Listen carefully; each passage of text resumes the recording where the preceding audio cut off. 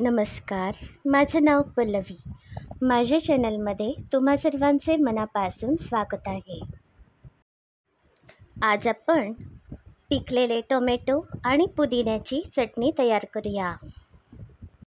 ही चटणी तुम्ही डोसा, इडली किंवा भातासोबत घेऊ शकता. 2 वाट्या पुदिन्याची पाने घेतली आहेत.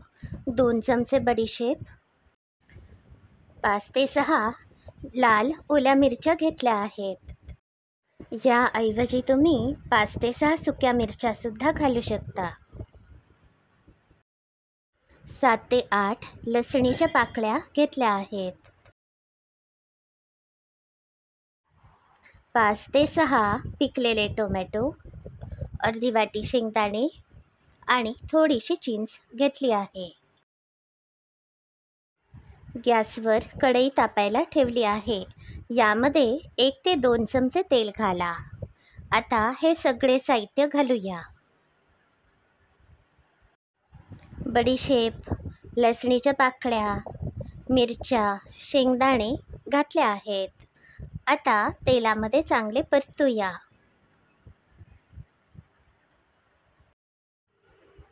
आता हे सगळे साहित्य चांगले परतून घेतले आहे. यामध्येच चिरलेले टोमॅटो घालते. ही चिंचसुद्धा घालते. हे टोमॅटो आपण आधी शिजवायचे आहेत. ही कढई खूप पातळ आहे, यामुळे मी यामध्ये थोडेसे पाणी घालणार आहे आणि टोमॅटो शिजण्यासाठी ठेवणार आहे. यामध्ये 3 ते 4 चमचे तिखट घातले आहे. तुमच्या आवडीप्रमाणे तिखट घालू शकता. आता सगळ्यात शेवटी ही पुदिन्याची पाने घातली आहेत. 1 ते 2 वाट्या पाणी घालूया. यामुळे हे टोमॅटो करपणार नाहीत. पुन्हा अर्धी वाटी पाणी घातले आहे.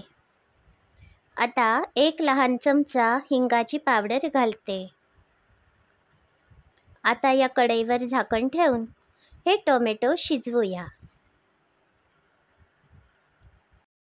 हे टोमॅटो चांगले मऊसर असे शिजवायचे आहेत. हे बघा, आता काही वेळ झाला आहे. हे टोमॅटो आता चांगले शिजले आहेत. आता हे शिजवलेले टोमॅटो थंड होण्यासाठी ठेवूया. हे सगळे साहित्य गार झाल्यावर मी मिक्सरमध्ये अगदी बारीक वाटून घेतला आहे. हे बघा, टोमॅटो चटणी आता तयार आहे. अर्धी ते 1 वाटी गूळ घ्यायचा आहे.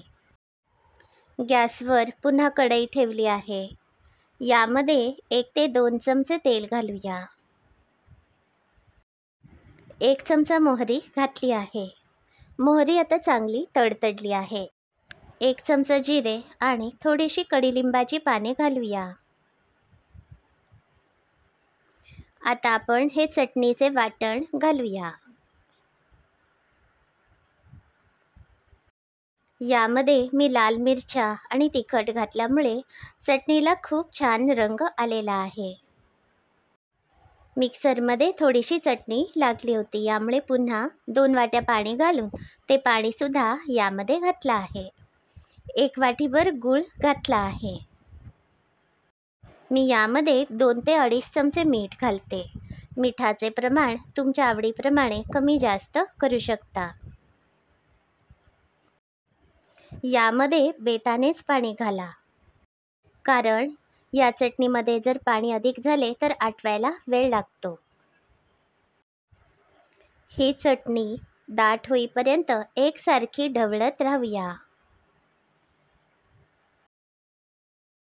आता या चटणीला चांगला दाटपणा आलेला आहे आणि ही चटणी चांगली शिजली आहे.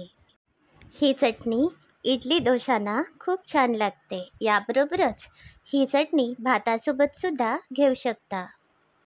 तुम्हाला जर ही रेसिपी आवडली असेल तर तुमच्या सर्व मित्रमंडळींना नक्की शेअर करा. माझे चॅनल अजूनही सबस्क्राईब केले नसेल तर आजच करा. हा व्हिडिओ पूर्ण बघितल्याबद्दल धन्यवाद. या टोमॅटो पुदिन्याच्या चटणीची चव आंबट गोड आणि थोडीशी तिखट अशी असते. ही रेसिपी तुमच्या घरीसुद्धा नक्की करून बघा. धन्यवाद.